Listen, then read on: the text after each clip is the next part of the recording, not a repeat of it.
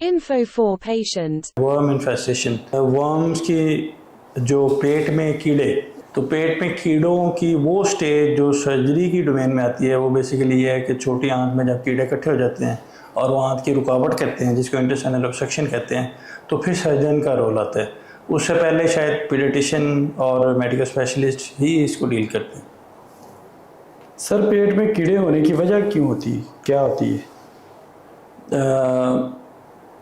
एक तो सबसे कॉमन वजह यह है कि बाहर के जो ऐसे खाने जो कंटेमिनेटेड हैं, यानी जिनमें अब अगर वर्म का लाइफस्टाइल देखें तो उसमें उनके पहले लार्वा है, फिर एग्स हैं, फिर लार्वा है, फिर उसके बाद उसकी वर्म की अडल्ट शेप है। तो किसी भी शक्ल में जो खाना बाहर का बच्चे या बड़े खाते हैं, और बच्चों में ज़्यादा कॉमन है, तो वो खाना खाने से वो पेट में चले जाते हैं। दूसरी ये शक्ल है कि अगर आप